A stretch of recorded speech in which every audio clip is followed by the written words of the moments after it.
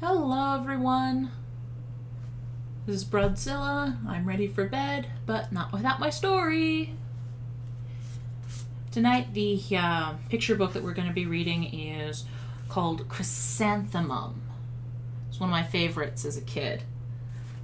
And it's written by Kevin Henkes. Hanks? I think it's Henkes. But if anybody knows different, let me know. So we're just going to get right into it.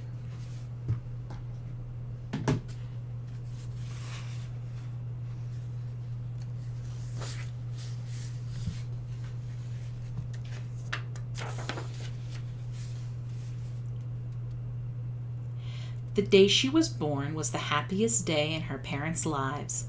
"She's perfect," said her mother. "Absolutely," said her father. And she was. She was absolutely perfect. "Her name must be everything she is," said her mother. "Her name must be absolutely perfect," said her father. And it was. Chrysanthemum. Her parents named her Chrysanthemum. Chrysanthemum grew and grew and grew, and when she was old enough to appreciate it, Chrysanthemum loved her name. She loved the way it sounded when her mother woke her up.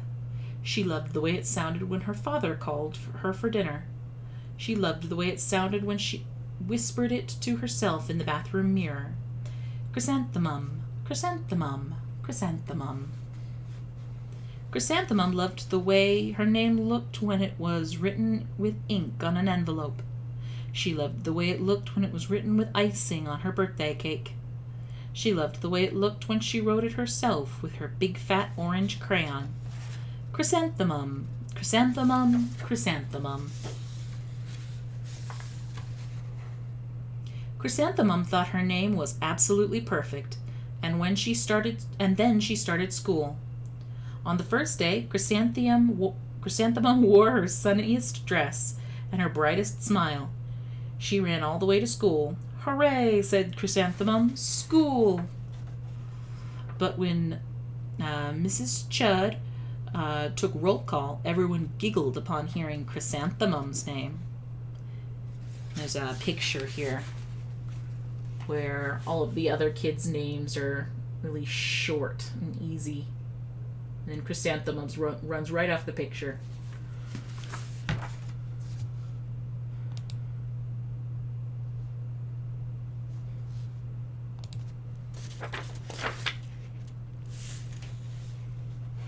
"It's so long," said Joe. "It scarcely fits on your name tag," said Rita, pointing.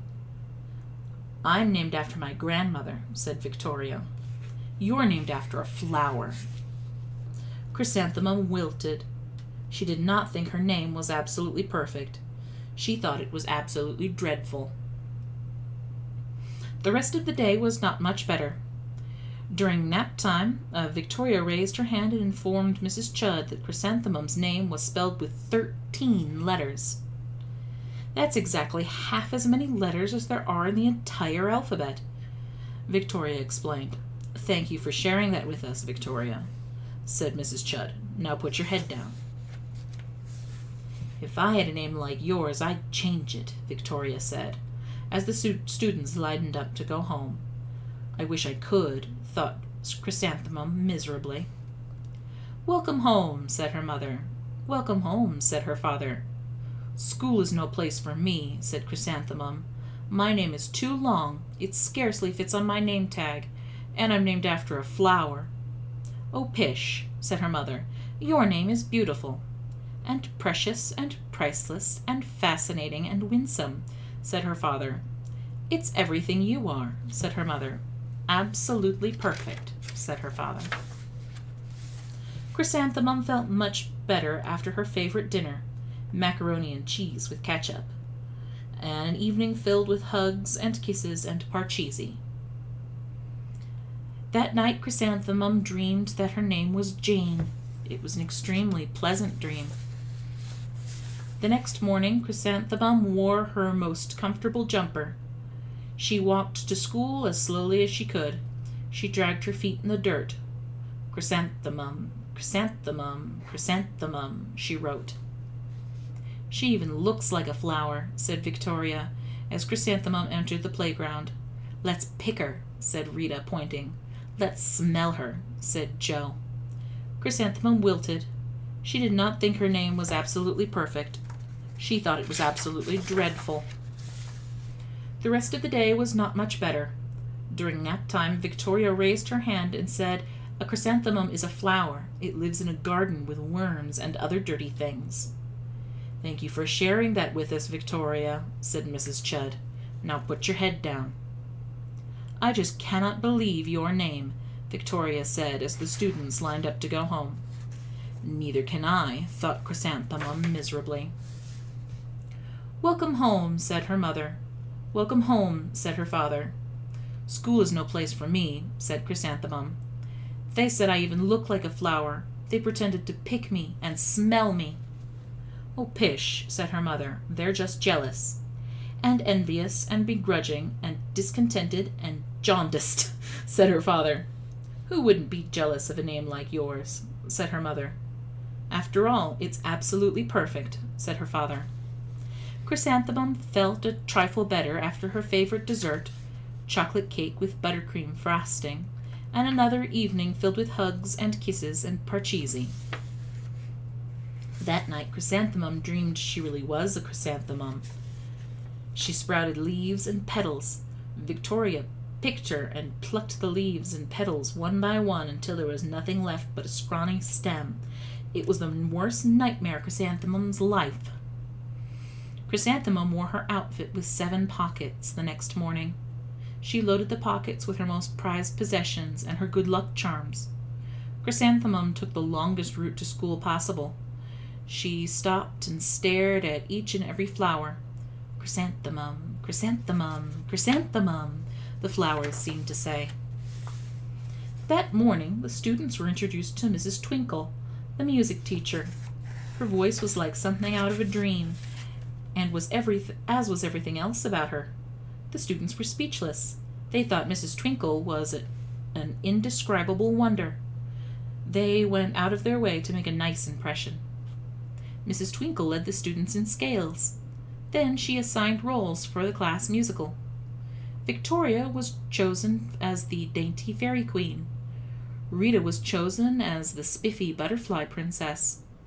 Joe was chosen as the all-important pixie messenger. And Chrysanthemum was chosen as a daisy. "Chrysanthemum's a daisy! Chrysanthemum's a daisy!"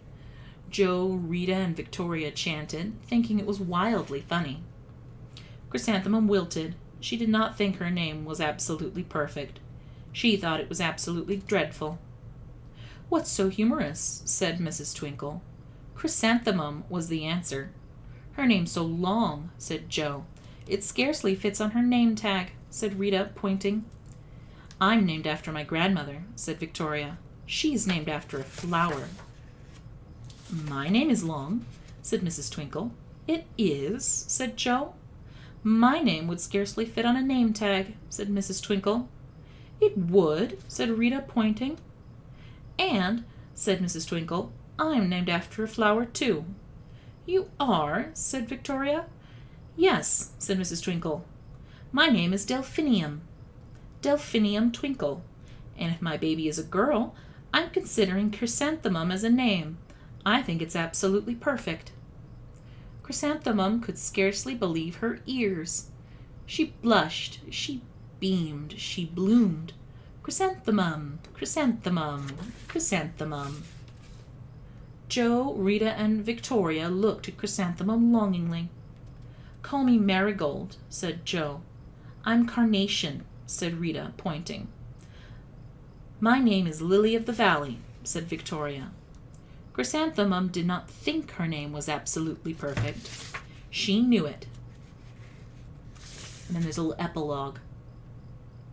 Overall, the class musical was a huge success. Chrysanthemum was absolutely perfect as a daisy. Victoria made the only mistake. She completely forgot her lines as the dainty fairy queen. Chrysanthemum thought it was wildly funny. She giggled through the entire dance of the flowers. Eventually, Mrs. Twinkle gave birth to a healthy baby girl, and of course she named her Chrysanthemum.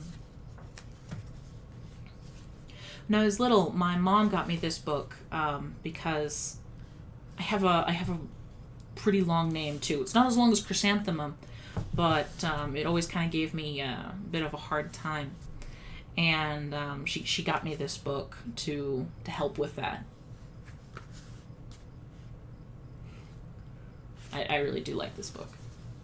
All right, now we're going to move on, and we will continue with Chapter 3 of The Magician's Nephew. And if you've been paying attention, poor Polly just got tricked into the other world by Uncle Andrew, and Diggory is going to have to go back in and get her. All right. Give me just a moment.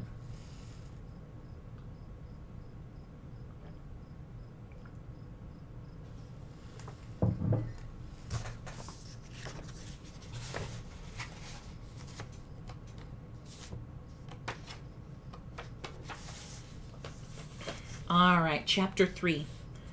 The Wood Between the Worlds. Uncle Andrew and his study vanished instantly. Then, for a moment, everything became muddled. The next thing Diggory knew was that there was a soft green light coming down from above, and darkness below. He didn't seem to be standing on anything, or sitting, or lying. Nothing appeared to be touching him. "I believe I'm in water," said Diggory, "or underwater." This frightened him for a second, but almost at once he could feel that he was rushing upward. Then his head suddenly came out into the air, and he found himself scrambling ashore out onto the smooth, grassy ground at the edge of a pool. As he rose to his feet, he noticed that he was neither dripping nor panting for breath, as anyone would expect after being under water. His clothes were perfectly dry. He was standing by the edge of a small pool, no more than 10 feet from side to side, in a wood.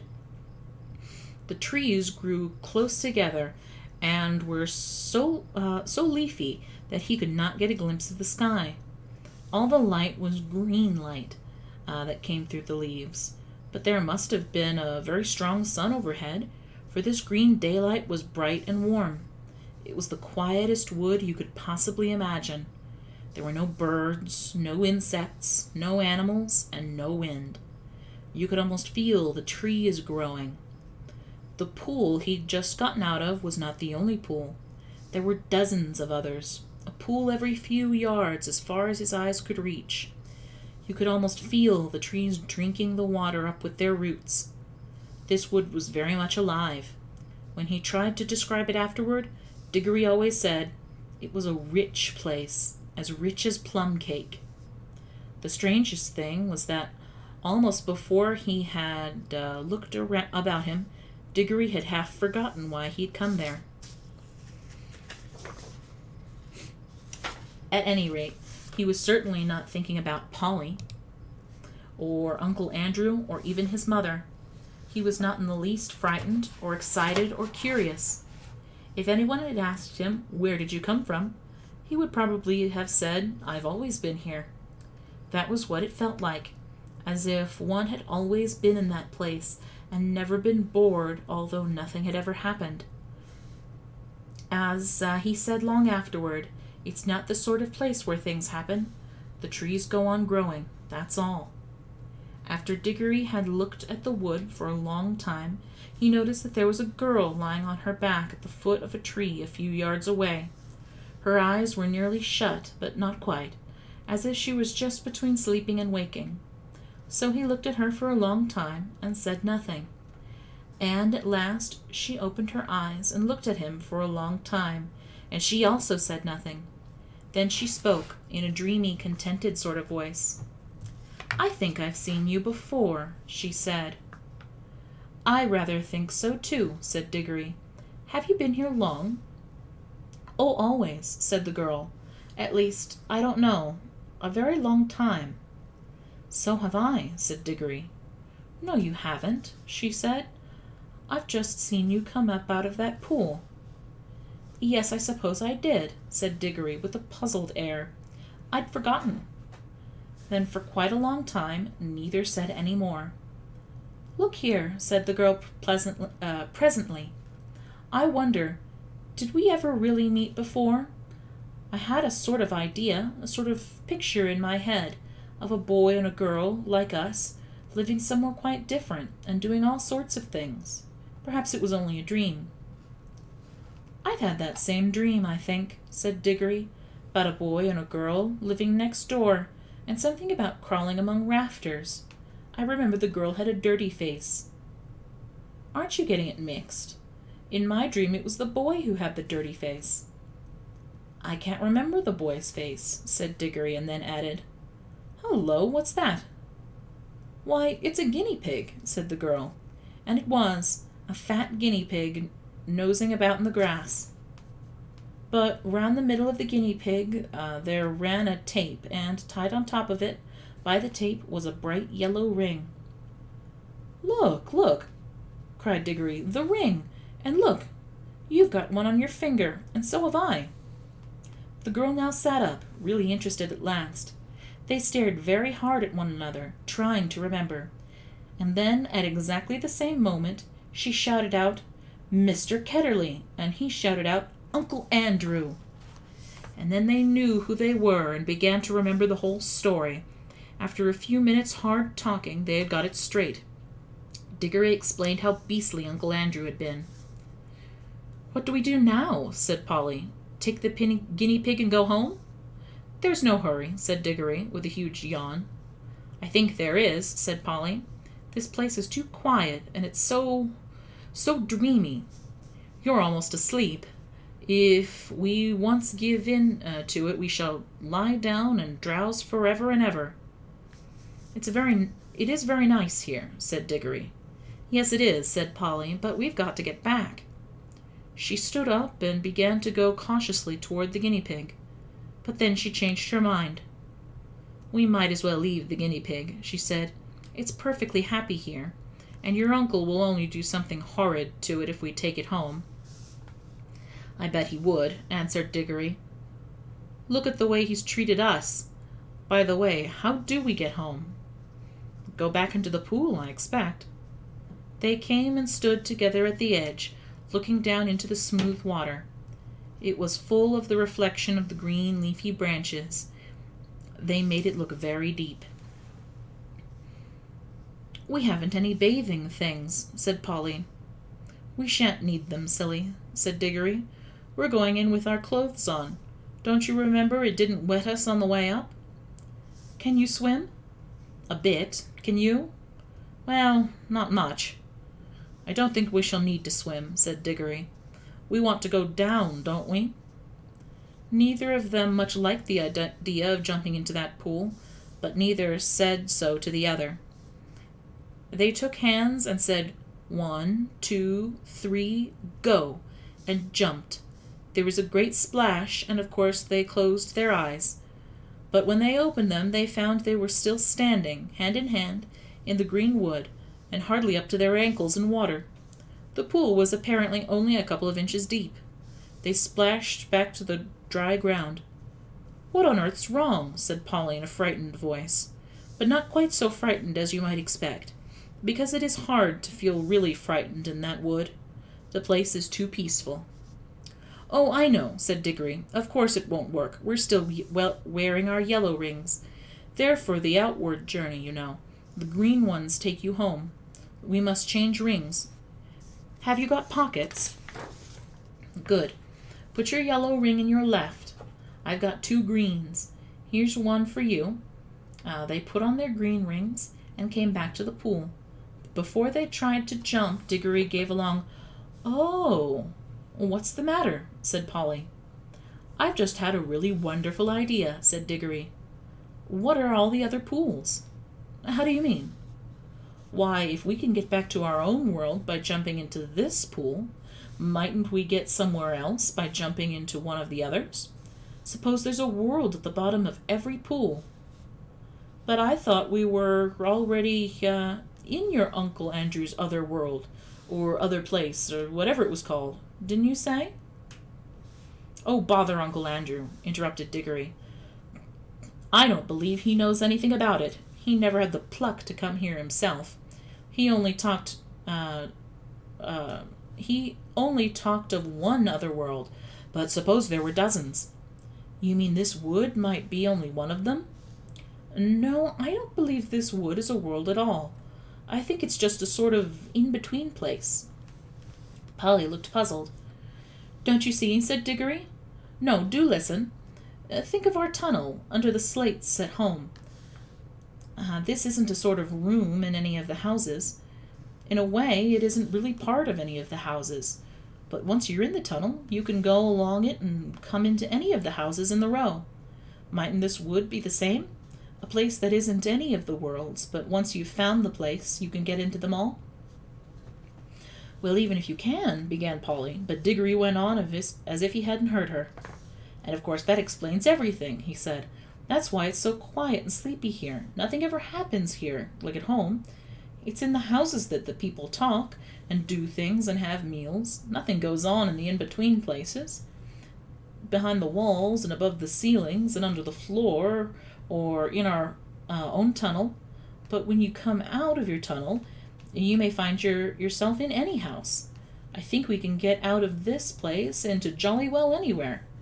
We don't need to jump back into the same pool we came up by, or not just yet. The wood between the worlds, said Polly dreamily. It sounds rather nice. Come on, said Diggory. Which pool shall we try? Look here, said Polly. I'm not going to try any new pool until we've made sure we can get back by the old one. We're not even sure if it'll work yet. Yes, said Diggory, and get caught by Uncle Andrew and have our rings taken away before we've had any fun. No thanks. Oh, one sec, guys.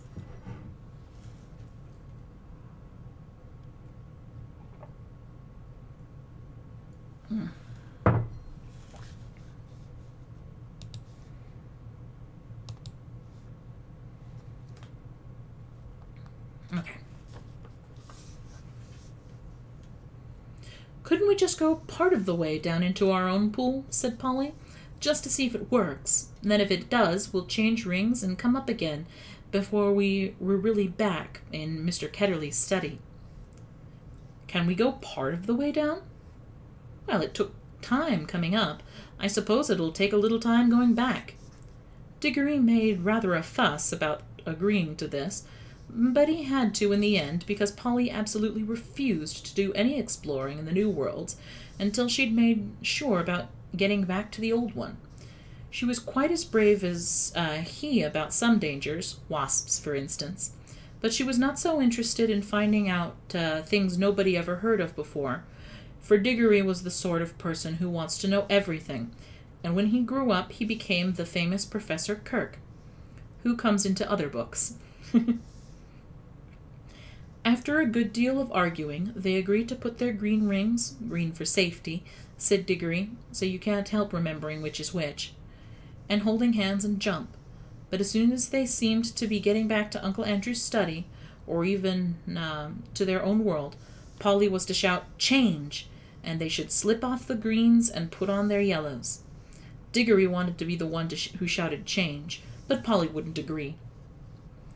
They put on the green rings, took hands, and once more shouted 1, 2, 3, go! This time it worked. It is very hard to tell you what it felt like, for everything happened so quickly. At first there were bright lights moving about in a black sky. Diggory always thinks these were stars, and even swears he saw Jupiter quite close, even close enough to see its moon. But almost at once there were rows and rows of roofs and chimneys and pots about them, and they could see St. Paul's, and knew they were looking at London. But you could see through the walls of all the houses, and then they could see Uncle Andrew, very vague and shadowy, but getting clearer and more solid all the time, just as if he were coming into focus. But before he became quite real, Polly shouted, "Change!" And they did change, and our world faded away like a dream, and the green light above grew stronger and stronger, until their heads came out of the pool, and they scrambled ashore. and there was the wood all around them, as green and bright and still as ever. The whole thing had taken less than a minute. "There," said Diggory. "That's all right. Now for the adventure. Any pool will do. Come on, let's try that one." "Stop," said Polly. "Are we going to mark this pool?" They stared at each other and turned quite white as they realized the dreadful thing that Diggory had just been going to do, for there were any number of pools in the wood, and the pools were all alike, and the trees were all alike, so that if they had once left behind the pool that led to our own world without making some sort of landmark, the chances would have been 100 to 1 against ever finding it again. Diggory's hand was shaking as he opened his penknife and cut out a long strip of turf from the bank of the pool. The soil, which smelled nice, was a rich reddish brown and showed up well against the green. "It's a good thing one of us has some sense," said Polly.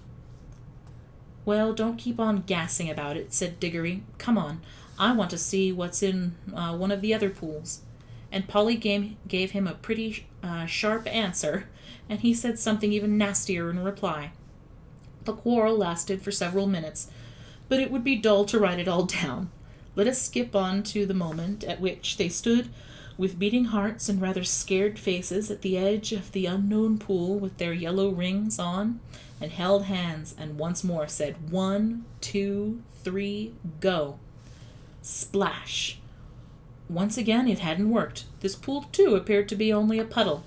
Instead of reaching a new world, they only got their feet wet, and splashed their legs, for the second time that morning. If it was a morning, it seemed to always be the same time in the wood between the worlds. "Blast and botheration!" exclaimed Diggory. "What's gone wrong now? We've put on our yellow rings on all right," he said, and he said yellow for the outward journey. Now the truth was that Uncle Andrew, who knew nothing about the wood between the worlds, had quite a wrong idea about the rings. The yellow ones weren't outward, and the green ones weren't homeward rings, at least not in the way he thought. The stuff of which both were made had all come from the wood. The stuff in the yellow rings had the power of drawing you into the wood, and the stuff that wanted to get back to its own place, the in-between place. But the stuff the green rings is the stuff that is trying to get out of its own place, so that a green ring would take you out of the wood into a world. Uncle Andrew, you see, was working on things he did not really understand. Most magicians are. Of course, Diggory did not realize the truth quite clearly either, or not until later. But when they had talked it over, they decided to try their green rings on the new pool, just to see what happened. "I'm game if you are," said Polly, but she really said it because, in her heart of hearts, she now felt sure that neither kind of ring was going to work at all on the new pool, and so there was nothing worse to be afraid of than another splash. I am not quite sure that Diggory had not the same feeling. At any rate, when they had both put on their greens, and come back to the edge of the water, and taken hands again, they were certainly a good deal more cheerful and less solemn than they had been the first time. 1, 2, 3, go, said Diggory. And they jumped. And that's the end of chapter 3. Now, I think... Let me check how long chapter 4 is. Because I think it's kind of a big one. Oh, it's not that bad. I'll actually read 2 chapters tonight, okay?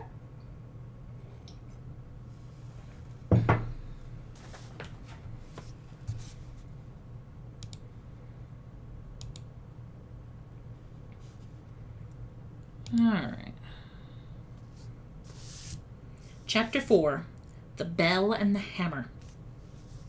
There was no doubt about the magic this time. Down and down they rushed, first through darkness and then through a mass of vague and whirling shapes, which might have been almost anything. It grew lighter, and suddenly they felt that they were standing on something solid. A moment later, everything came into focus, and they were able to look around them. "What a queer place," said Diggory. "I don't like it," said Polly, with something like a shudder. What they noticed first was the light.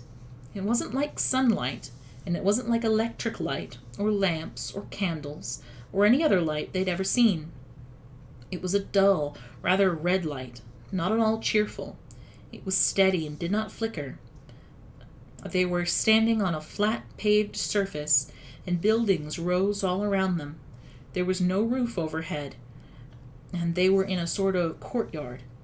The sky was extraordinarily dark, a blue that was almost black. When you had seen the sky, you wondered that there should be any light at all. "It's very funny weather here," said Diggory. "I wonder if we've arrived just in time for a thunderstorm or an eclipse." "I don't like it," said Polly. Both of them, without quite knowing why, were talking in whispers, and though there was no reason why they should go on holding hands after their jump, they didn't let go. The walls rose very high all around that courtyard. They had many great windows in them, windows without glass, through which you saw nothing but black darkness. Lower down there were great pillared arches, yawning blackly like the mouths of railway tunnels. It was rather cold. The stone on which everything was built seemed to be red, but that might only be because of the curious light. It was obviously very old. Many of the flat stones that paved the courtyard had cracks across them. None of them fitted closely together, and the sharp corners were all worn off. One of the arched doorways was half filled with rubble. The two children kept on turning round and round, looking at the different sides of the courtyard.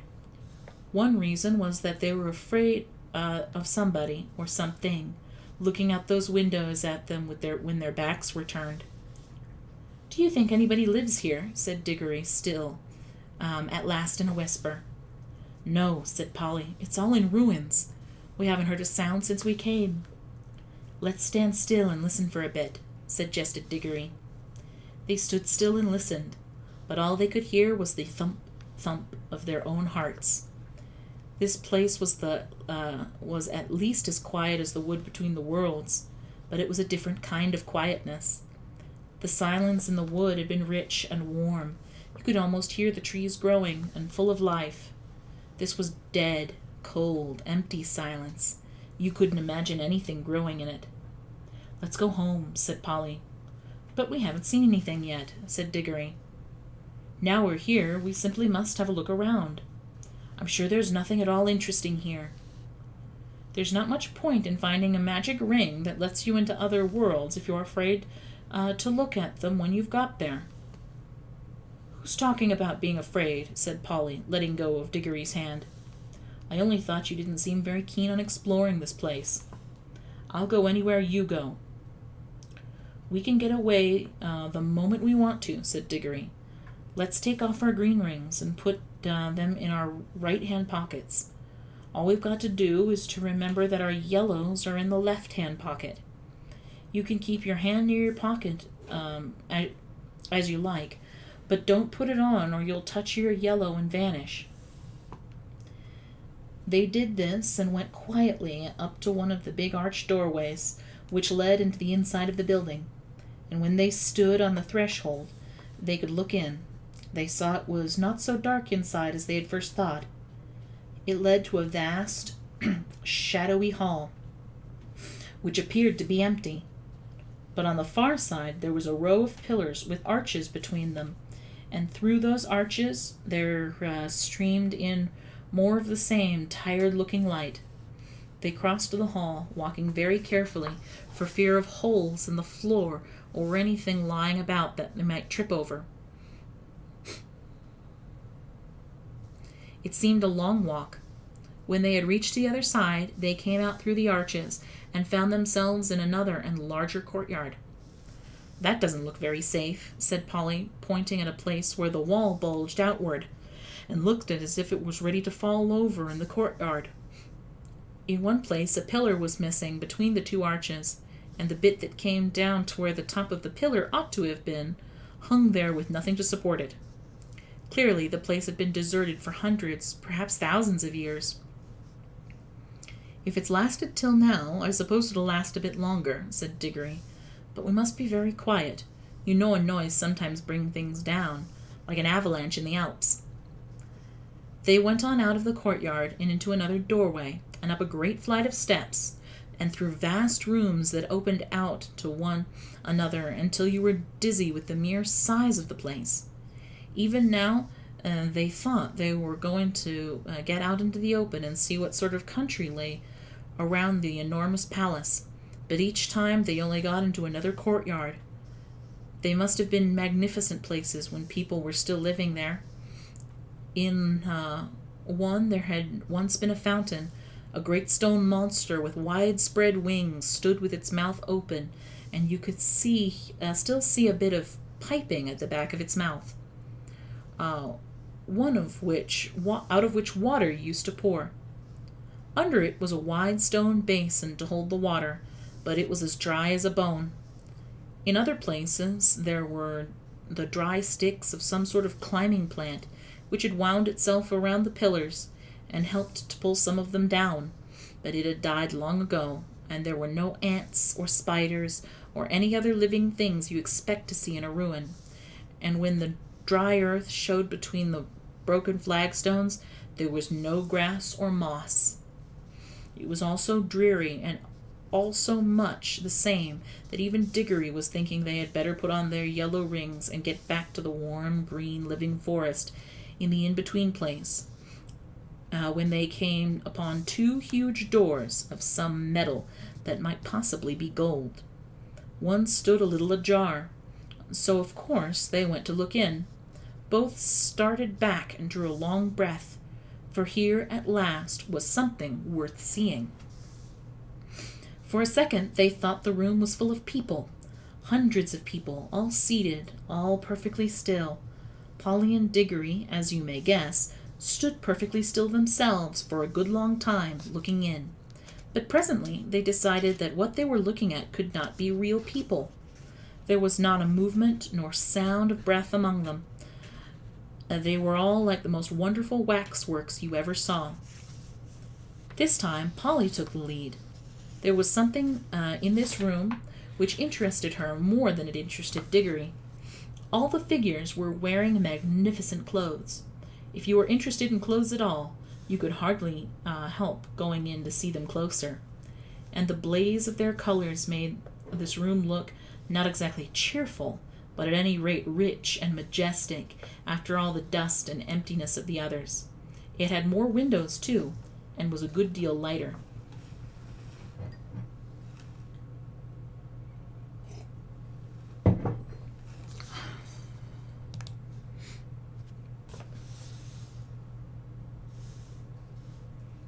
I can hardly describe the clothes. The figures were all robed and had crowns on their heads.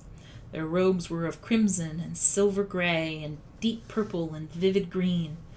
There were patterns and pictures of flowers and strange beasts in needlework all over them. Precious stones of astonishing size and brightness stared from their crowns and hung in chains around their necks, and peeped out from all places where anything was fastened. "Why haven't these clothes all rotted away long ago?" asked Polly. "Magic," whispered Diggory. "Can't you feel it? I'll bet this whole room is just stiff with enchantments. I could feel it the moment we came in." "Any one of these dresses would cost hundreds of pounds," said Polly. But Diggory was more interested in the faces, and indeed these were well worth looking at. The people sat in their stone chairs on each side of the room, and the floor was left free down the middle. You could walk down and look at the faces in turn. "They were nice people, I think," said Diggory. Polly nodded. All the faces they could see were certainly nice. Both the men and women looked kind and wise. They seemed to come of a handsome race, but after the children had gone a few steps down the room, they came to the faces that looked a little different. These were very solemn faces. You felt you would have to mind your P's and Q's if you ever met living people who looked like that. When they had gone a little further, they found themselves among faces they didn't like. This was around the middle of the room. The faces here looked very strong and proud and happy, but they looked cruel. A little further on, they looked crueler. Further on again, they were still cruel, but they no longer looked happy. They were even despairing faces, as if the people they belonged to had done dreadful things, and also suffered dreadful things. The last figure of all was the most interesting, a woman even more richly dressed than the others, very tall, but every figure in that room was taller than the people of our world, with a look of such fierceness and pride that it took your breath away. Yet she was beautiful, too. Years afterward, when he was an old man, Diggory said he had never in all his life known a woman so beautiful. It was only fair to add that Polly always said she couldn't see anything specially beautiful about her. This woman, as I said, was the last, but there were plenty of empty chairs beyond her, as if the room had been intended for a much larger collection of images. "I do wish we knew the story behind all this," said Diggory. "Let's go back and look at that table sort of thing in the middle of the room." The thing in the middle of the room was not exactly a table. It was a square pillar about 4 feet high, and on it there rose a little gold arch, from which there hung a little golden bell, and beside this there lay a little golden hammer to hit the bell with. I wonder, said Diggory. "There seems to be something written here," said Polly, stooping down and looking at the side of the pillar. "By gum, so there is," said Diggory, "but of course we shan't be able to read it." "Shan't we? I'm not so sure," said Polly. They both looked at it hard, and, as you might have expected, the letters cut into the stone were strange. But now a great wonder happened, for as they looked, through the shape of the letters never altered, they found that they could understand them. If only Diggory had remembered what he himself had said a few minutes ago, that this was an enchanted room, he might have guessed that the enchantment was beginning to work. But he was too wild with curiosity to think about that. He was longing more and more to know what was written on the pillar, and very soon they both knew. What it was something like this. At least, this is the sense of it, though the poetry, when you read it there, was better. "Make your choice, adventurous stranger. Strike the bell and bide the danger, or wonder till it drives you mad what would have followed if you had." "No fear," said Polly. "We don't want any danger." "Oh, but don't you see it's no good," said Diggory. "We can't get out of it now. We shall always be wondering what else would have happened if we had struck the bell.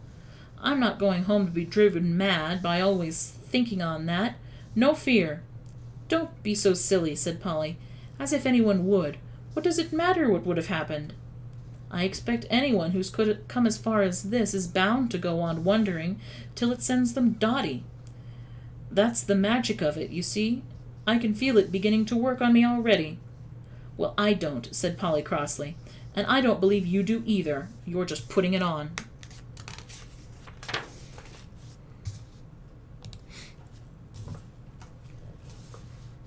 "That's all you know," said Diggory. "It's because you're a girl. Girls never want to know anything but gossip and rot about people getting engaged." "You look exactly like your uncle when you said that," said Polly. "Why can't you keep to the point?" said Diggory. "What we're talking about is—" "How exactly like a man," said Polly in a very grown-up voice, but she added hastily in her real voice, "And don't say I'm just like a woman, or you'll be a beastly copycat." "I should never dream of calling a kid like you a woman," said Diggory loftily. "Oh, I'm a kid, am I?" said Polly, who was now in a real rage. "Well, you needn't be bothered by having a kid with you any longer then. I'm off. I've had enough of this place.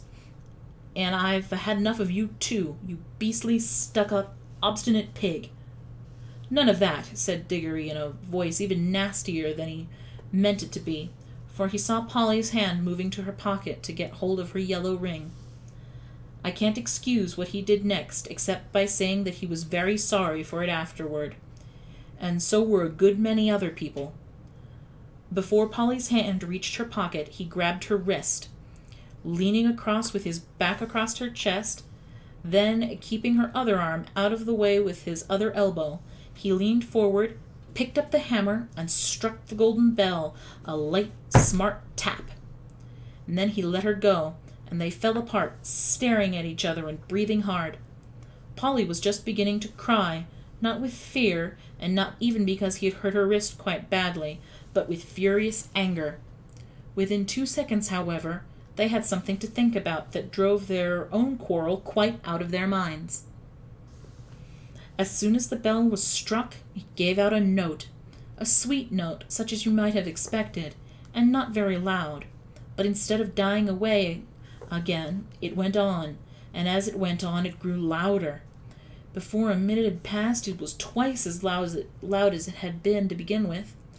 It was soon so loud that if the children had tried to speak, but they weren't thinking of speaking now, they were just standing with their mouths open, they would not have heard one another.